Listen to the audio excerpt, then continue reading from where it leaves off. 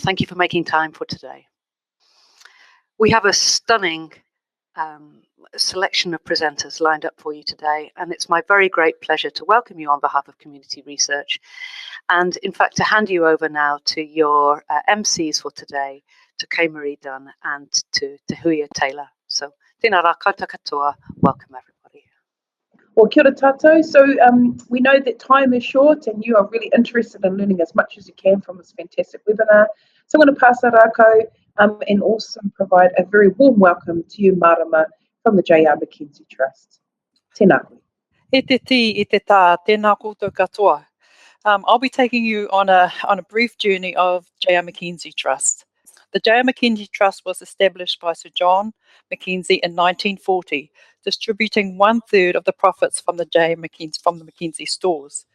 His son, Sir Roy Mackenzie, ensured that the great work of his father continued.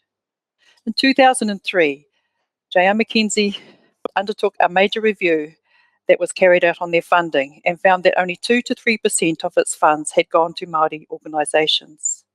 The chair of the board at the time, John Mackenzie, stated, "We're in catch-up mode now," and he became a champion alongside other board members to increase the J R Mackenzie's funding to Māori. 2004, there were a lot of discussions by focus groups and meetings with Māori communities, and as a result, in 2005, a whanau development grant round was initiated, which explored a new grant-making process. This included an outline application, and if shortlisted, a full proposal was requested. They were then visited by a delegation from the Trust. Building relationships became essential to work towards a partnership model. More money over a longer period of time, and the organisations carried out evaluations based on what they wanted to know and learn. In 2006, the Te Kāwai Toro subcommittee was created to oversee the Trust's Māori focus. 2007, a Māori staff member and additional Māori board members were appointed. Trustees and staff began to learn more about Te Ao Māori, the world of Māori. 2008, due to the success of the whanau development project, the new application process was adopted by the whole Trust. 2010, a courageous decision by the J R McKenzie board to make Māori development one of 2 priorities for all their work. However, this caused some trustees and volunteers to leave. Te Kāwai Toro became a member of the International Funders for Indigenous Peoples, or IFIP, based in the US.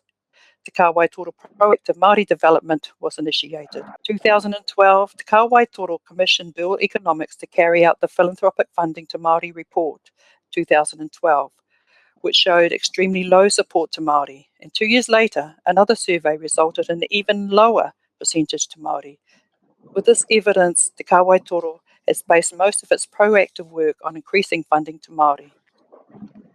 A delegation from Te Kāwai Toro went to IFIP International Summit in New York and invited them to hold a conference here in Aotearoa, which IFIP accepted. 2015, the chair of Te Kāwai Toro, Manaia King, becomes a member of the IFIP board. We adopted a face-to-face grantee reporting model, replacing written reports, following in the footsteps of the Todd Foundation. All Māori development grantees were invited to meet in Wellington to share what they're doing and attend a workshop of their collective choice. This has become an annual event. Now to 2007 and 18, the IFIP Pacific Regional Hui was held at Te Whanau Raukawa in Otaki over 2 days, 170 plus attending. Further Te Kāwai Toro projects are being worked on. And finally, it has been our extreme pleasure working alongside the extraordinary leaders in hapu, iwi, and rōpū Māori who are achieving cutting-edge, long-term positive changes for their communities and our nation. A huge thank you to all of our friends who have guided and supported us in our journey. Nō reira, nā te ngākau iti, tēnā koutou, tēnā tātou katoa. Kia ora. Tēnā koe Marama. Thank you for providing the structural overview of J R McKenzie Trust and the important work that you have done and undertaken to support Māori aspirations to take place across communities. So that leads us really nicely to introduce Chelsea Grootveld, who is a member of Te Kāwai Toro, to provide the strategic view and vision of the organisation. Tēnā koe, Chelsea. Tēnā koutou, tēnā tātou. Tuatahi e tika ana ki te tuku mihi kia koutou katoa, nei rā aku mihi maioha, aku mihi aroha. I have been privileged to be on the board of J R McKenzie Trust since 2017 and also on as a member of Te Kāwai Toro. For the past 7 years, I worked with Te Kāwai Toro, helping them to develop their investment strategy. And as Marama outlined, the changes that have occurred within J R McKenzie Trust have been deliberate and purposeful and enabled Te Kāwai Toro to invest in Māori development in a particular way. So our role on Te Kāwai Toro is to lead proactive work on Māori development for the Trust. We distribute resources through our various grants. Since 2010, through Te Kāwai Toro, J R McKenzie has increased its investment in Māori development significantly, and this has been a deliberate and purposeful strategy over a number of years. And I think it's key to note that this has taken time. On Te Kāwai Toro, we have a mix of Māori and Pākehā trustees, which I think is quite not unusual, but a unique thing for a Māori strategy committee to have membership, 50% Māori, 50% Pākehā. But again, this has been part of our journey in educating our colleagues at J R McKenzie Trust and building them as champions of Māori development. And again, this has been a purposeful strategy. Next slide, please. I thought I'd just talk quickly about what have been the enablers, and really for Te Kāwai Toro, we were blessed to have some visionary leadership from the outset. So I need to pay a big mihi to Panya Ellison, to Che Wilson, also to our stunning Marama. So through their vision and tenacity, pushing this kaupapa, we've been able to achieve many successes and help support the organisation to look at Māori development in a different way. On our board, we have 25% of board membership is Māori. We're currently recruiting for another Māori trustee and Pacifica trustee. And in terms of the wider philanthropic sector, J R McKenzie is a leader in this space in terms of really promoting Māori development, and not just at an operational level, but at a governance level. With Te Kāwai Toro, our investment strategy is underpinned by two key principles, really. Tino rangatiratanga. So when we look at grants and assess applications, we're always looking at how we can support and enable communities to do what they need to do. Because we aren't a big trust and we don't have a lot of money, we're always looking for ways that we can leverage our investment. So working with other philanthropics, trying to encourage government or whatever other funding we can access or encourage our grantees to access, because we're always mindful that we want our grantees to be sustainable for whatever they're doing to be enduring. We also fund to be transformative. So we look at how we can support social enterprise. We look at projects, and I think this is credit to our trustees, as we do not shy away from difficult projects. So we are courageous in our investments and will fund things that many other funders will not fund. And because of that, as Marama said, the way we invest, the way we work with our grantees means we evaluate in a different way.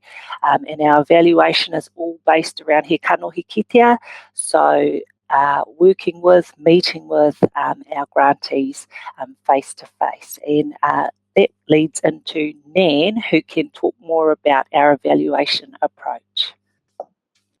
Kia ora whānau, kia ora Chelsea. I wanted to start, I think, with two whakatauki, which I think capture the essence of Te Kāwai Toro, and I think nicely follow on from Chelsea. So, he rangi tā mata whitiwhiti, he rangi tā mata whānui. A person with a narrow vision has a restricted horizon. A person with a wide vision has plentiful opportunities. And as Chelsea has alluded to, J R McKenzie had a vision, had an aspiration for Maori development. So I think, and that has been the key driver for actually Te Kāwai Toro. And then iti te matakahi, pāngia ki te tōtara pakaru ai. So the wedge may be small, but it will split the greatest tōtara. So again, that speaks to their small resource pool, but actually leveraging other opportunities. So I think those two whakatauki encapsulate, I think, the kind of the heart of Te Kāwai Toro. There are many aspects there to the evaluation, but I would just want to touch today on the partner reporting process, which is a face-to-face process, as Chelsea mentioned. And that process is the groups come together over 2 days, they share progress and challenges, and they provide a 7-minute update, no PowerPoints. And that has been done in Auckland, Wellington, and most recently in Invercargill. And they invite 2 people from each of the groups. And you have J R McKenzie and Te Kāwai Toro board members in attendance. And there's a group-led question and answer session. And on the conclusion of that section, J R McKenzie staff write up a progress report framed around 3 areas: achievements, challenges, and learning. What have they learned in application? And then he kaitahi tata, and then they have lunch. The evaluation that sits alongside that needs to both mirror and reflect the vision and the values and the principles of Te Kāwai Toro. So it is informed by kaupapa Māori, but also it's a kanohi kitea process. And I think the most important things are whakarongo, to listen, titiro, to observe, and then to kōrero after you've done the first 2. So also the purpose of the evaluations are much more about a learning orientation. It's not necessarily about an accountability orientation, but what have we learned? What can we share? So I think that's an important aspect of the approach to evaluation. So from the partner's perspective, what's the value of face-to-face reporting as opposed to the more traditional reporting? Well, I think the first thing is mātauranga. There's a sharing and a transfer of knowledge among and between those present. Whanaungatanga, they get to build relationships. Manaakitanga, there's an ethic of care where they are helping each other, sharing knowledge, sharing information, having a laugh together, practical advice. I think te heringa, there's kind of encouragement and to persevere when things get tough. Te ihi me te wana. I think you get to feel the energy and the enthusiasm and the positivity. So ututu, that reciprocity with each one giving and sharing. Tūhono, that's kind of becoming connected and being connected to each other and to a broader kaupapa as well. Tino rangatiratanga, partners can and are supported to determine their own pathway. It's not, Te Kāwai Toro is not prescriptive in that it allows the partner groups to actually determine their own pathway. And then he mahi ngāwari, really, in comparison to other forms of reporting, it's relatively easy, but intended to be deeply thoughtful. So again, I think these 2 whakatauki reflect really on what's happening for our partner group. And they are being encouraged to seek out the distant horizon and to cherish those that they attain. And they're also being brought together so that they can work not just solely as an individual organisation, but they can benefit from the collective knowledge, energy and support of the other partner groups. So what's the benefit of a face-to-face reporting for J R McKenzie? It's the same. I mean, but before they would have had to read through mountains of paperwork. But this time they get to be part of a very simple, again, but thoughtful process. They become connected to the projects and the people in a way that you can't get through paper. Mā tauranga, they learn what's happening on the ground and they get to hear firsthand. They too get to feel the energy and the enthusiasm. And also in listening and hearing those things, they get to be encouraged and to persevere. And then the whakakoea, that's affirming for them of the Te Kāwai Toro principle and ways of working. So there's value also not just for the partners, but also for J R McKenzie's in taking this type of approach. Kia ora. Tēnā koe, Nan. Just to potentially build on that, and just looking back at the whakatauki you shared at the start, do you have any examples of organisations that really embody those whakatauki? Well, I think we've got many examples of the partners who've shared. So we have Moko Foundation, who've been part of sharing with an organisation in Otaki around some of their mahi. We have and then we have just in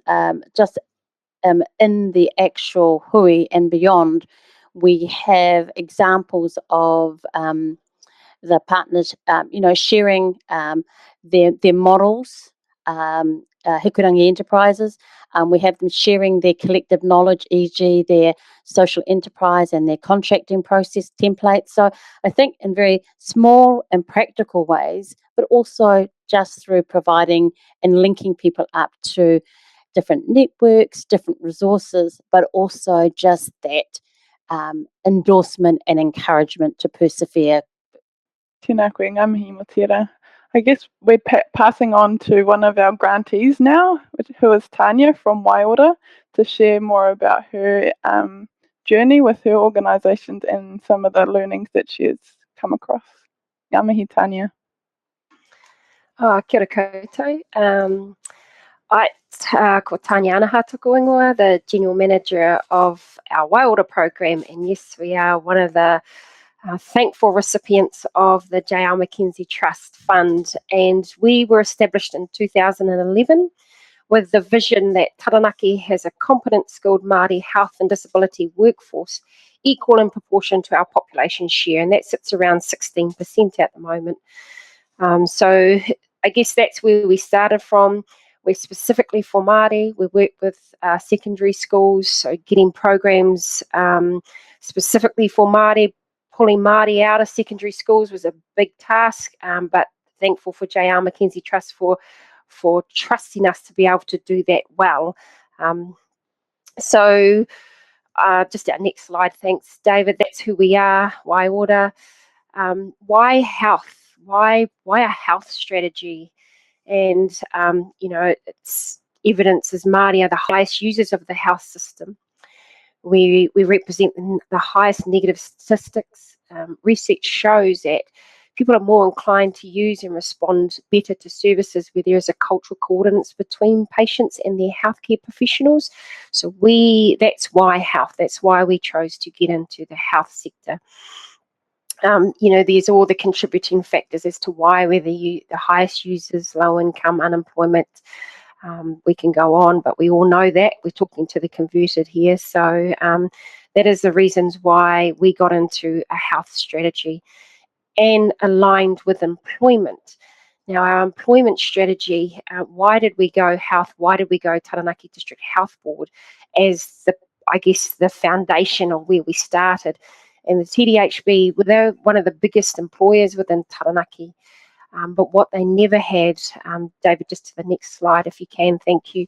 What we never married up was that the Māori health workforce within TDHB was only 6% prior to Waiora starting. It's now currently sitting at 9%, so we're doing some gains. We're actually making some gains there. And so we work within areas of the DHB to look at the recruitment and selection process. So alongside encouraging those to get into the health sector and doing tertiary, we actually work within the health sector to look at their recruitment strategies and how they are doing with recruiting Māori. And so we can't just assume that just because they complete their tertiaries that they're actually automatically going to get a job at the end of it. There is some work that has to happen within the health sector as well. Obviously, with the employment strategy, good careers create good incomes, and hence why we choose careers as opportunities for our Māori, because they actually are a foundation for good incomes for whānau.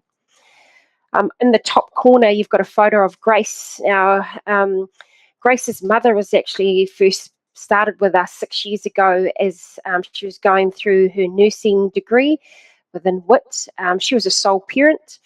And at the end of her degree, she couldn't get a job. We supported her with a cadetship and placed her into a job.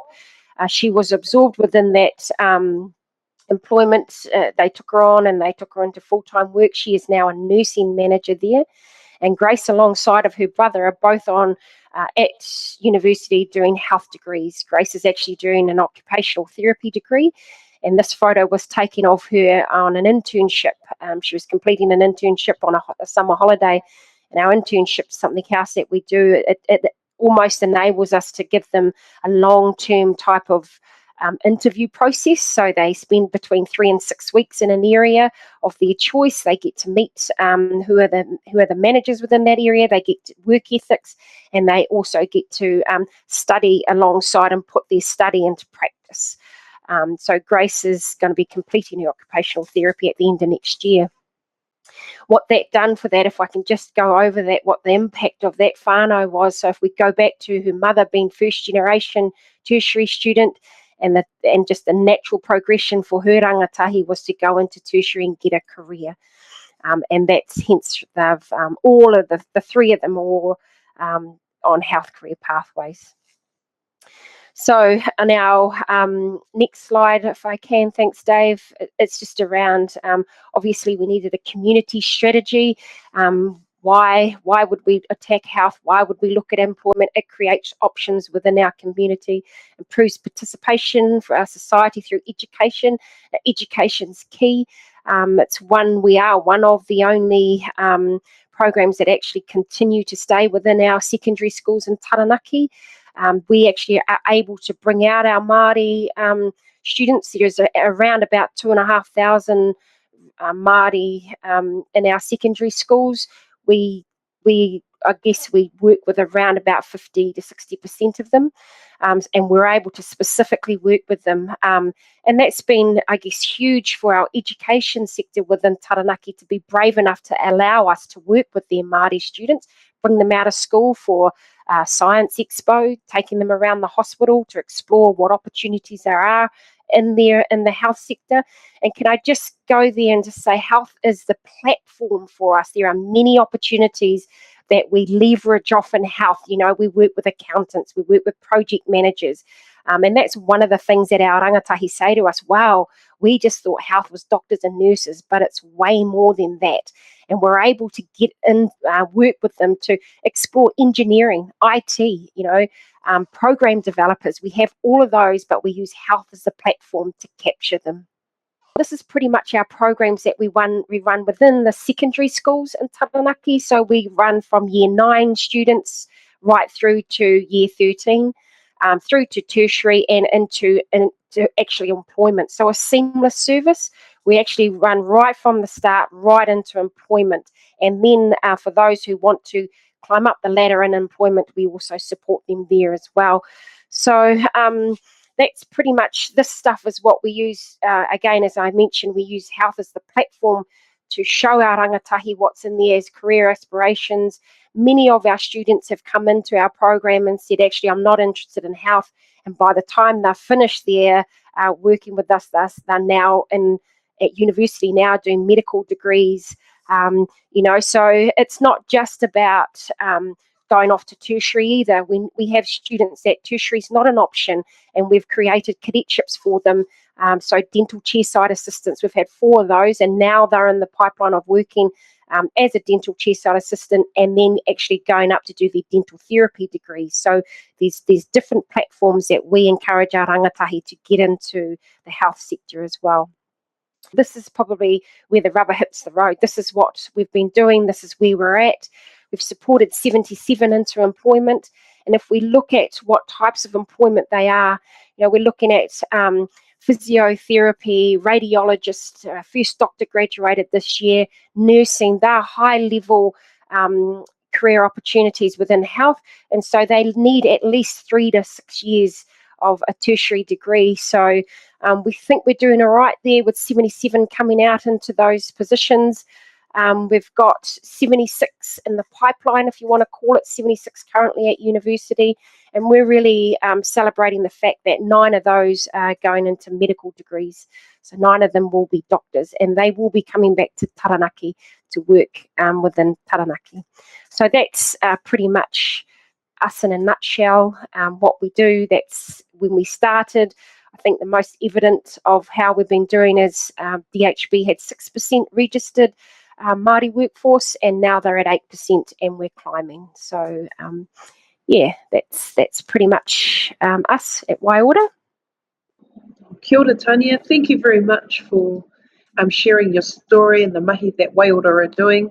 Again, it's a great testament to the strategy of Te Kāwai Toro, who have been purposeful and intentional about supporting Māori development at different levels of our community.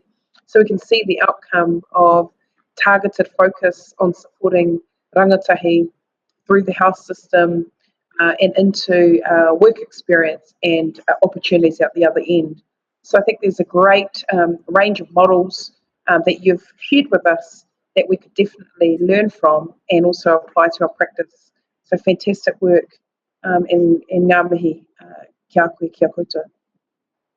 It gives us a good opportunity for us to then move through to our second grantee, Areta from Ngāti Pukenga, and there will be an opportunity for you as our listeners to pose your questions to our whānau here as well. So that time will come for you as well. Tēnā koe te tuahine, Areta. Morena tātou, and thank you all to our previous speakers and for the opportunity to actually share our story with all of you out there in online land. So my name is Areta Gray. I'm the General Manager for Te Tāwharo o Ngāti Pukenga based here in Tauranga Moana. How we have come about Te Tāwharo is actually through the treaty settlement negotiations with the Crown. We're a post-settlement governance entity. So what that means is we're the entity for Ngāti Pukenga who will receive the settlement assets and manage and distribute them to our people. And like with all PSGs and iwi in general, the real question we need to solve is how do we actually benefit our people through the treaty settlement process. It's all very well saying that you've got, well, I wish we had $100 million in settlement assets, and how do our people actually benefit from that? Ngāti Pukenga is a small iwi, so we received a modest settlement. And at the same time, we're actually an iwi that's located in 4 different geographical locations. So we're actually in Pakekaikotu and Whangarei, Manaia in the Coromandel, Tauranga Moana here, and in Maketu, also in the Bay of Plenty. And we only have small kāinga in those areas. So what we did was we went out to our kāinga and our people and asked them, what could help them. This was a couple of years ago now, and of course there were many answers. One of the things that we discovered is that our kāinga, being in small isolated rural areas, have a real difficulty in keeping our people in the kāinga because there's not the opportunities, the employment opportunities like there are in the bigger cities. The other thing that we learned through the census back in 2013 was that our median income was only $23,400 per annum. And so what we decided is that we would look at a way in which we might be able to help our people to raise that median income. And what we thought was it must be a way too that people can be able to stay in their kāinga. And that's how Business in a Box was born. What we decided was, well, everyone's out there on the internet, so why wouldn't we try to help our people to start up their own online business? What we came up with was an online business model which would target our people. So we're talking about Māori and we're talking about low income. So taking those into account, we decided that this model would firstly need to build the self-belief and confidence of our people so that they could actually see or have their horizons broadened. That it wasn't just a case of you needed to find a job at the local freezing works or at the wharf or on the kiwi fruit. You could actually earn an income for yourself, not for others. Secondly, we then needed to help them to find that business idea which they could then transform into an online business. So step one included workshops to achieve those things with our people. Step two was then about testing whether or not the business idea that our people came up with had potential. So what I'm talking about is rather than come up with an idea and then do everything that you need to, actually source the product, go out there and sell it, what we would do is we'd test the market first. So you didn't need to put a lot of time, energy and money and cost into selling this product only to find, I thought it was a good idea, but actually no one's buying it. So what we thought was that we could actually test the idea before a heck of a lot of time or money was actually put into it. Then after that testing had been done, then the next step would to actually be able to teach our people how to start their online business.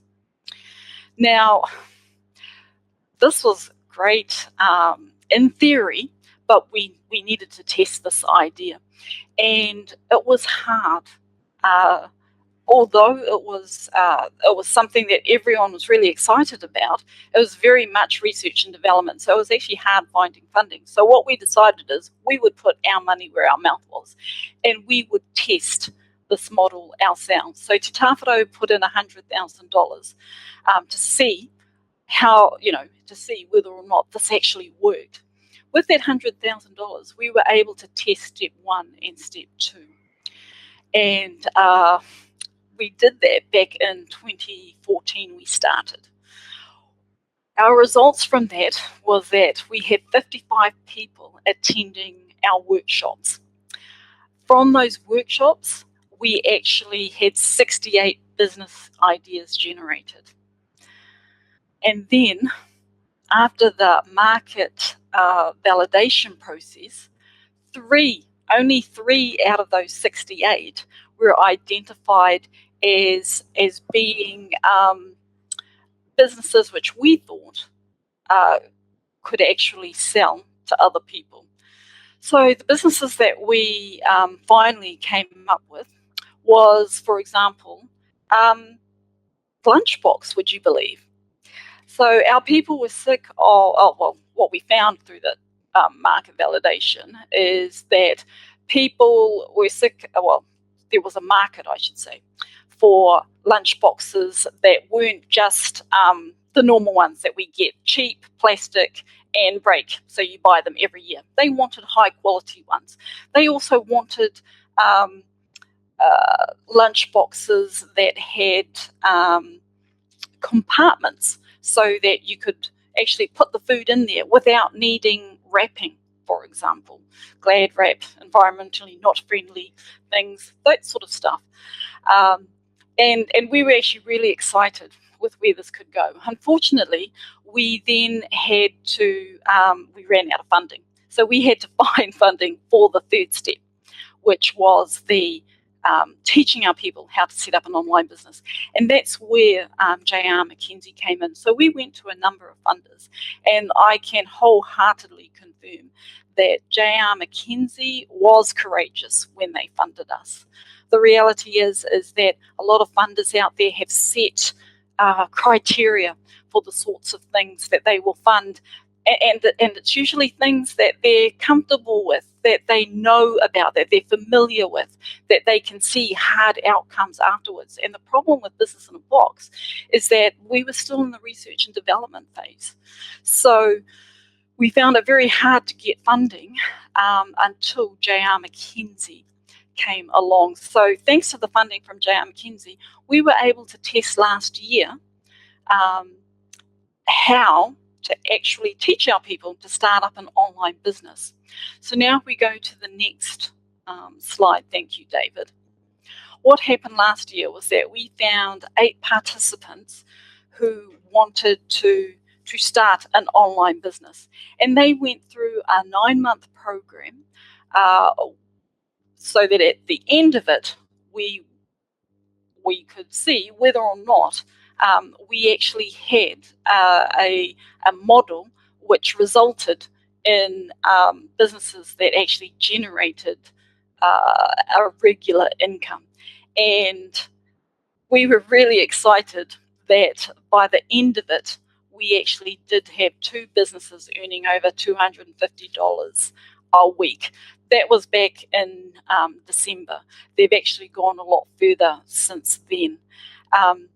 But the other thing which was incredible through the program we achieved was that the participants, they were actually transformed by the program. And what I mean there is that many of them developed a deeper sense of purpose, a sense of self-confidence and belief in themselves, so that even though they may not have ended up with an online business that was generating a regular income, they actually found a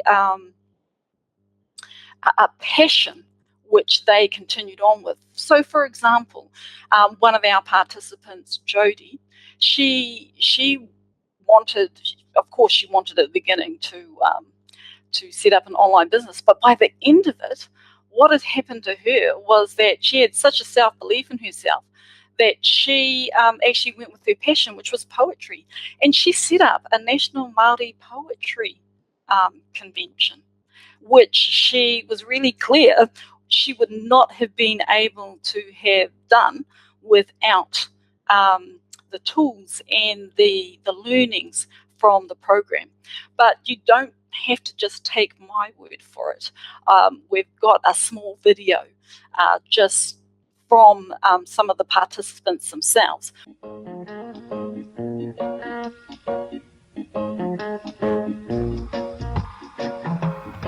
Business in a Box was developed because we wanted our people to be able to learn about entrepreneurship and have the opportunity to build their own online business. Our vision is to lift household income for our people by creating as many Māori business owners as possible. My business is Kairua, and it is a social enterprise. We have an amazing kaupapa behind what we do, which is to enhance and enrich the lives of 100,000 relations through music, dance, crafts, and anything that makes the whānau sing. It has been absolutely amazing. Like, BIB has given me the tools that I need to really organise and put clear infrastructure around my business and running it so that it's successful. BIB has helped me in my confidence, in learning how to start a business online, has taught me so much and has grown me into a more crazier entrepreneur. Kia ora, I'm Rena Walker from Tauranga. I think some of our people there touched on too, one of the other unexpected successes about Business in a Box. And what I'm talking about there is that even though we were talking about online businesses, it turned out that 7 of the 8 social enterprises, 7 of the 8 business ideas turned out to be social enterprises. So, for example, you heard Patrick talking about kairua. He's not focused on selling products. What he's focused on is building up a community of, as he said, 100,000 relations.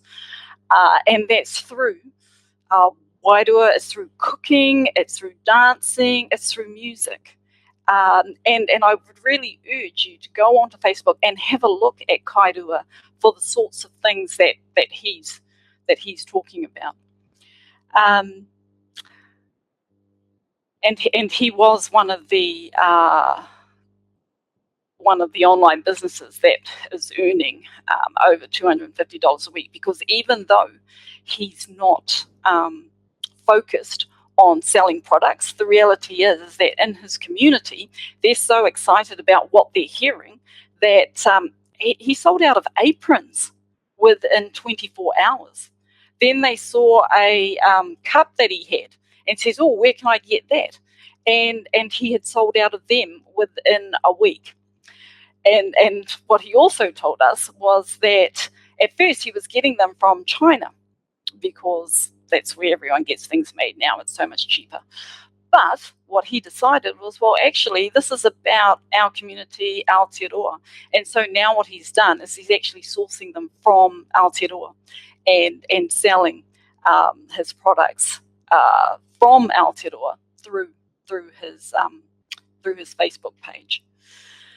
Now, whilst we were really pleased that we were able to prove that through our program, we were actually able to teach our participants to be able to set up their own online businesses, which generated a regular income, there were a lot of learnings from this pilot that we did as well. What you'll see there is some of the learnings that came through our program. The first one was that because of the people that we were targeting, commitment and capacity wasn't clear enough from us in the beginning. The reality is that one of our participants thought that, setting up an online business, he immediately associated that with a get-rich-quick scheme. But the reality is that to be able to set up an online business, you actually need to be committed and have the capacity, the time to do that, because it's a lot of hard work. So what we found was that we needed to be clearer about letting our people know that there's going to be a lot of hard work and time needed to do this. One of the other learnings was that our people were not necessarily ready. And what I'm talking about is, as I said earlier, building up self-confidence and belief that they do have the opportunity to be able to achieve this. One of the things that made it really helpful for our people, I think, was that one of the coaches that we used was a 60-year-old Ngāti Pūkenga woman, Rena Ohia. She was one of our awesome coaches, and so she was able to talk to our people at their level, and she was actually able to motivate them because she was doing it herself as well. She was setting up an online business so that when our people saw our queer or our auntie being able to do it, they thought, hey, if she can do it, I can do it. But what was also helpful, of course, is having our own whānau being able to do this sort of stuff. That support and that role modelling was really helpful for our participants. The third learning was the learning how it was a real struggle for our participants to be able to stay motivated. So what I'm talking about is people could see what the big goal was, set up the online business, but the actual hard work that was required and the time that was required wasn't conducive to staying on board for some of our people. So, for example, Patrick from Kairua, the reality is that through the program he actually fell away, and so did Jodie. The example that I gave earlier about how she ended up holding her own poetry day. They had actually fallen away during the program. And so what we did was we held a retreat for our participants. And at that retreat, what we actually focused on was what were they passionate about? What got them going? And for Jodie, it turned out that poetry was her jam. And for Patrick, it turned out that social media was his jam. And once our participants realised what their passion was, the program became a lot easier for them to be able to stick with it, so that in the end, even though, like I said, some of them may not have ended up with, or at the end, I should say, of the program, they hadn't ended up with online businesses, but all of them were motivated to continue to carry on with their business ideas. I'm pretty sure that actually that's all I've got to talk about at this stage. No, sorry. The other biggest challenge for us, as with other social enterprises, is of course the issue of funding. So the reality is because we're concentrating on a target audience that have low incomes, we're not expecting that they can pay a lot for these courses, and we're not expecting them to pay a lot either. The businesses that they are setting up as well, the reality is that it's still going to take time for that business to be able to generate, income from which we might be able to secure a small percentage to pay back or pay forward, as you will. So the reality is that we are still at this stage dependent on government and philanthropic funding, which is why funders like J R McKenzie are so special, because they really are visionary. They can see potential where other funders can't.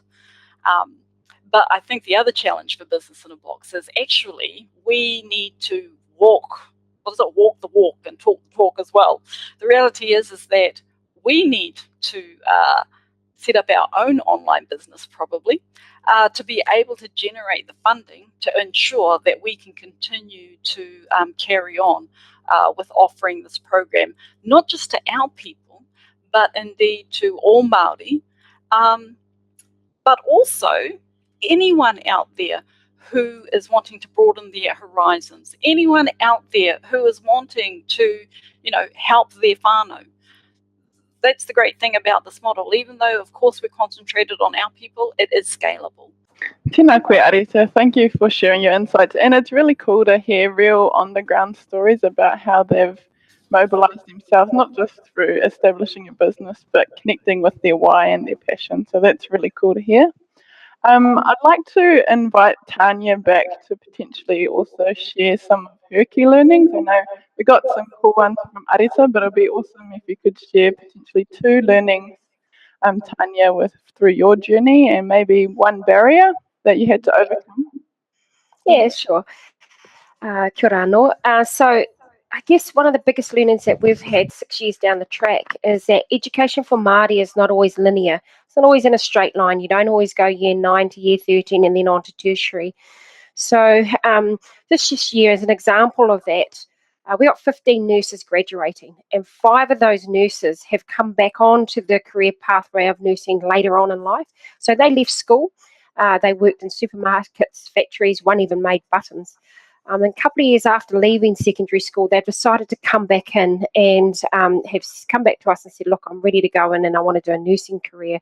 So we've supported them through that. So we just have to be patient with our Māori. They don't always have to go A, B, C, D. And the continued support for them, we continue to support them, even that they went on to other opportunities to work in supermarkets, because at that time, that's what best fitted their whānau. That's where they best needed to be. And now they've come back on. Sometimes when they come back into as adult learners, they come back in as mothers, they've come back in as fathers, they've come back in with babies of their own that they're looking after, as well as studying. So some of the barriers that they come up against are affordability.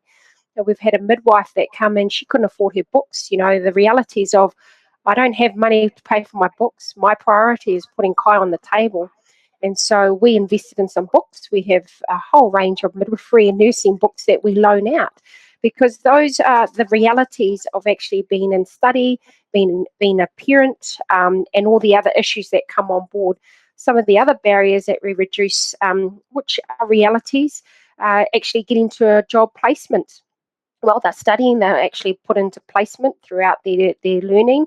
And actually putting petrol in the car has been a bit of a barrier. For some, that's a simple solution, but for others, I only have enough petrol to drop my kids off at daycare and get to tertiary. That's as far as it goes. And so we try and work and reduce those barriers for them. But one of the key things around Waiora has been the pastoral care that we provide for all of those that are registered with us. And that is the key. Those are just some examples. There's other examples that come up. But with the J R McKenzie Trust funding, we don't have to make circles fit in square boxes. We're able to respond to the needs of those that need it at the time, be it be books for one, be it be Kai for another, be it be I've got to go away to this, away from my whānau for 3 days on this learning that I've got to do. How do I keep them taken care of while I've got additional costs to go away? So those are all the barriers that we try and reduce whilst they're doing whilst they're learning. And sometimes it's not even just while they're in tertiary. Sometimes it's getting their first job, and the realities that kick in of that is childcare, is how do I budget, how do I work through those things. I mean, those are the other social side of things that we actually work with as well.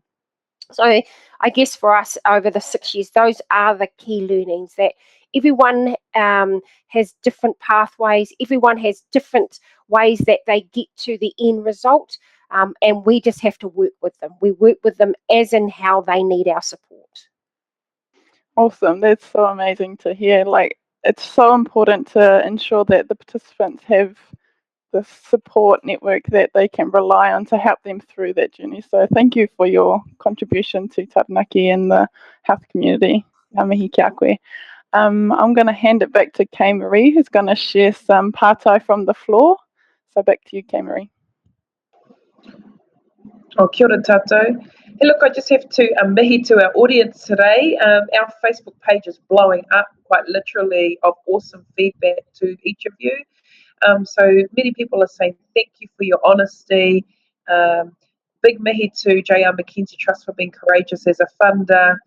There was a lot of comment about your presentation, Nan, about the kaupapa Māori approach to evaluation and how that suits and works with Māori communities. So fantastic mihi there from the people. And also the importance of kanohi ki te kanohi, a connection and building relationships. And also question for you, Areta, which you can probably take care of in the Facebook page, is there funding and financial literacy and support with IRD for Business in a Box? So other iwi are really interested in the model. So I just want to thank each of you out there that have shared your insights.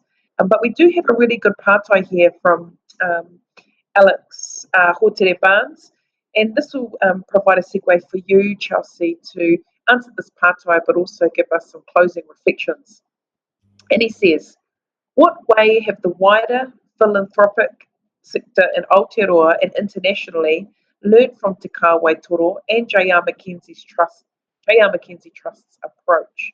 Has there been feedback from changing the game from others? Good pātai. I can jump in now, and maybe Marama can jump in as well. Kia ora, Alex. I think our intent is always to influence the broader philanthropic sector. We see that ourselves as just a small player in the philanthropic sector and try to work with our other philanthropic partners to help build their understanding.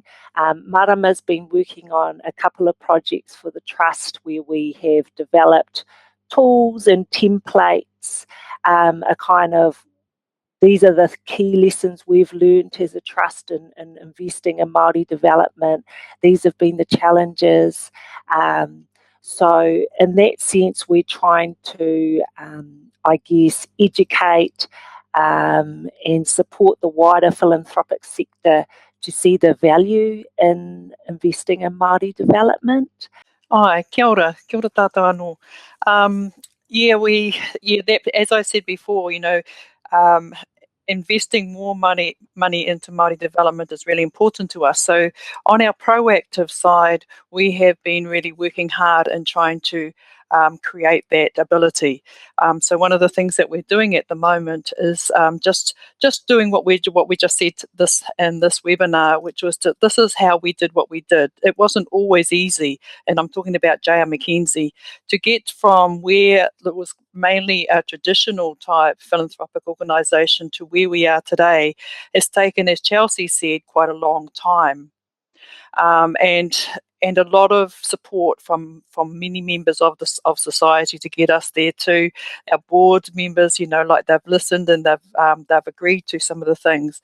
So we are developing a tool, a sort of a journey that's going to be placed on our website and also the philanthropic website once it's been developed, and that should be around about end of May, maybe the end of August. The other thing that we're going to be trialling is we realise that we are just a really small we only have a small amount of money, maybe smaller than most other philanthropic organisations. So having the opportunity to really work together across the philanthropic sector, also hoping that we could also work with government as well, because we realise that government is in a bit of a bind. Everybody wants them to fund things, but they can't. And also then looking at maybe having partnerships with iwi as well. So the three groups starting to work together in supporting Māori initiatives, Māori aspirations. Kia ora. Oh, kia ora tātou. Hey, look, now we've just had, again, some rich feedback from lots of our audience, but now we want to hand the rākau back to you, Chelsea, to really provide your insights and reflections on what you've heard today, and also how you feel Te Kāwai Toro has been actualised by the organisation and also the whānau that you're supporting with this work. So I'd really love to just get your final deeper insights.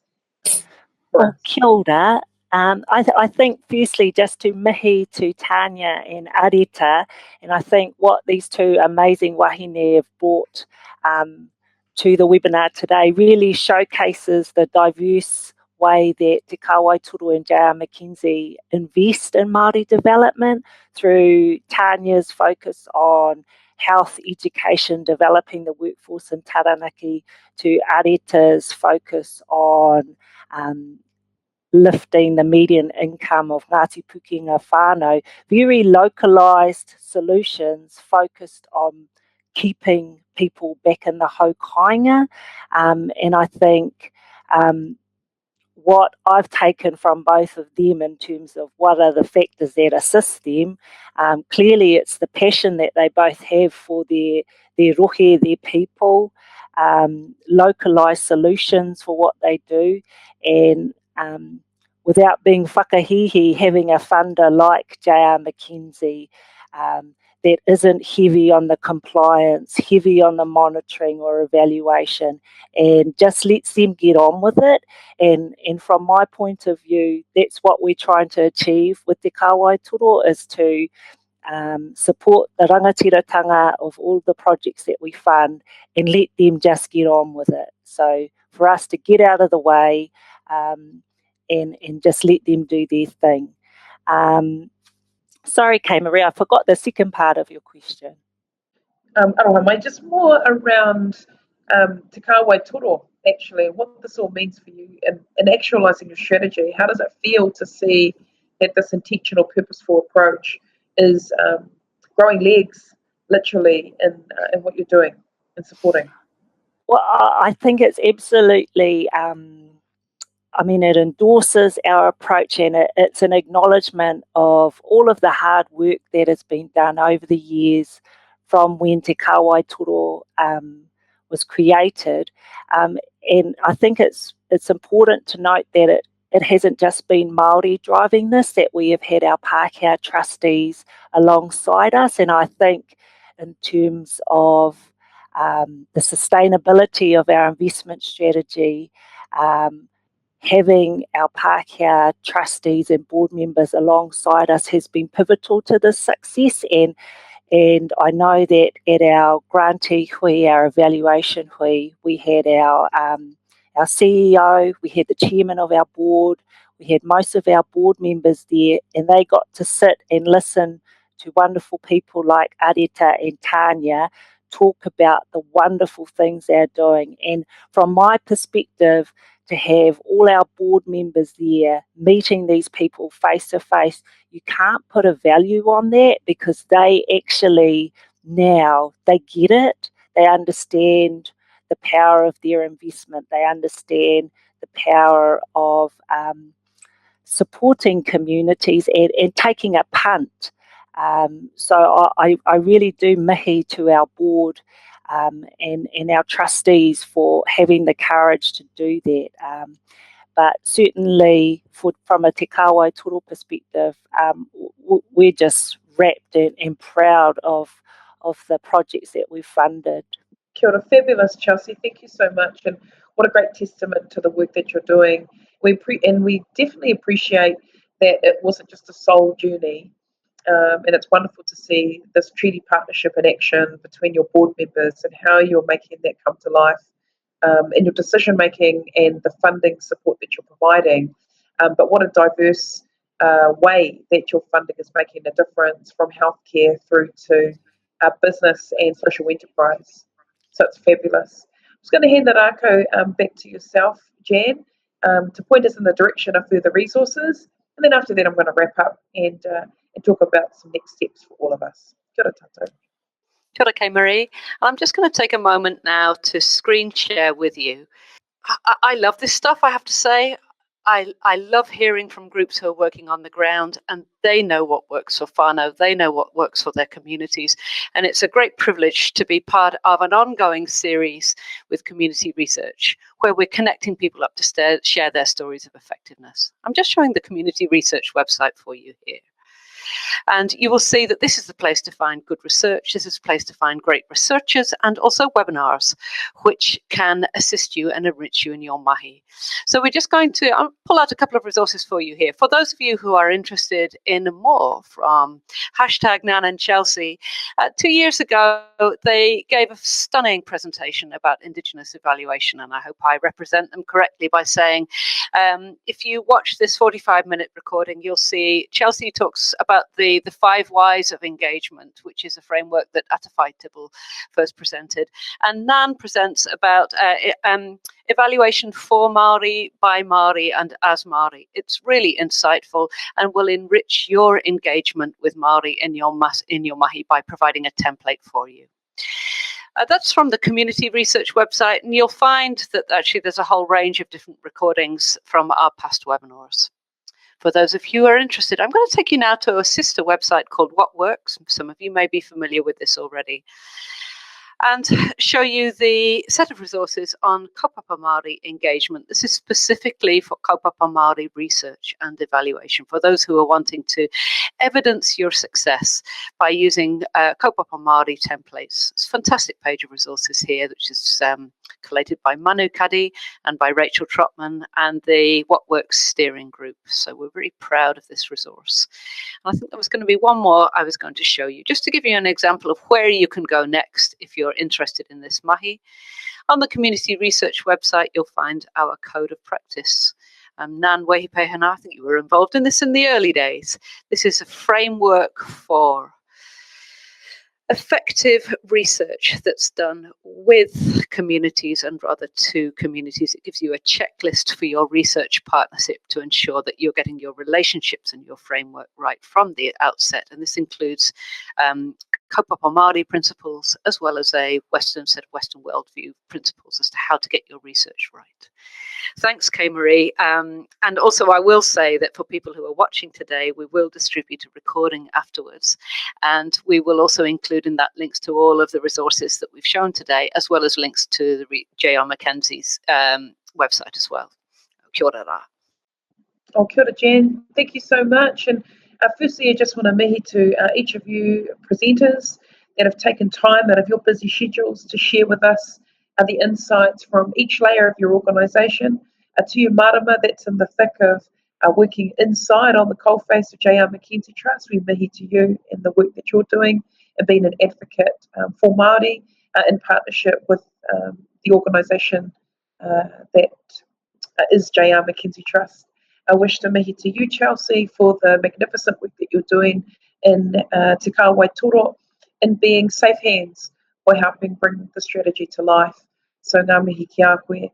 Nan, for your fantastic work as a kaupapa Māori evaluator, taking us beyond the principles of these values and actually making those a lived experience in each step of the way of the evaluation, and ensuring that that is something that you are holding true to and supporting the organisation to do as well, and ensuring also the end users, which are our people, are part of this journey and partnership with your evaluation process. So that's fabulous. And also to you, Tanya, and also yourself, Areta, thank you so much for the work that you're doing to make a significant impact on the whānau that you're serving, both in Taranaki and also there in Ngāti Pukenga and beyond, particularly in that big realm of pukamata, te ao pukamata on Facebook and social media and taking businesses online. What a fantastic innovation that you're involved in. And then finally, I just want to mihi to my very dear friends here, yourself, Te Huia. It's your very first webinar. I think you did exceptionally well. Thank you for being here with us. Jan, who's beaming all the way in from Ireland. Thank you for being in a completely different time zone and being here with us. And thank you also to you, David, for spending time with us as well. A couple of things that I just want to wrap us off with before we have to end. Learners and listeners, we have a YouTube channel, Community Research YouTube channel. We'd like to encourage you to subscribe. Jan has talked about all the fantastic resources that we have available. Use them. They're there for you to learn and move through and navigate. So utilise these taonga, are fantastic. And also if you want to learn more about these fantastic organisations and what they're doing, as Jan said before, she will send information out to all of you so you can follow up and do some more research and connection as well. So we're really, really happy with how today's gone. Thank you to each of you that have tuned in today. Again, there's a link below, so if you want to link into this YouTube channel and be part of the communications, feel free to do that. And finally, just again want to thank all of you that have been here. If you want to spend some time with our presenters, we have a Facebook page, Community Research, so come join in on the conversation. We're all going to go and be part of that Facebook page. So if you've got some more questions or comments, come and join us as well. Nō reira e hoa mā, mai te ngākau, i a mātou Community Research Aotearoa. We wish to thank you for your time, for your energy, and wish you well as you return back to your mahi that you're all doing in your communities as well. Kia ora tātou. Take care. Mauri ora.